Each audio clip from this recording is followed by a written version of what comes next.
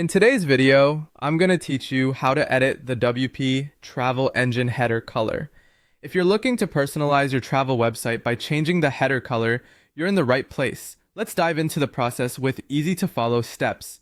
First, you'll need to log into your WordPress dashboard. This is where you can manage all the features and settings of your WordPress site. Once you're logged in, you'll find yourself on the dashboard homepage. Look around and get comfortable with the layout if you're new.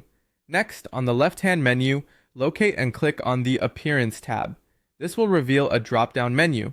From this menu, select Customize. The Customizer is a powerful tool that allows you to make changes to the appearance and feel of your site in real time. It's like a backstage pass to the design of your website, allowing you to see changes unfold before you publish them.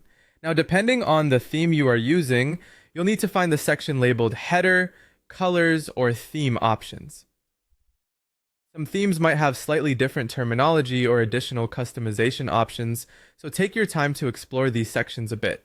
This is where you'll be able to make the changes you want. Once you have found the appropriate section, look for the header background or color setting. Here, you'll be able to see the current color of your header and adjust it to your liking. This option gives you the flexibility to play around with colors until you find the one that best suits your style or brand identity.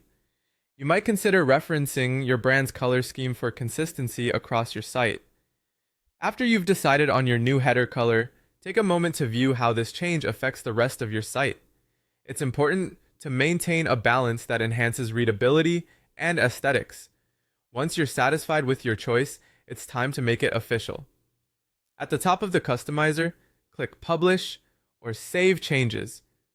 This step will ensure that all your modifications are safely stored and visible to your audience.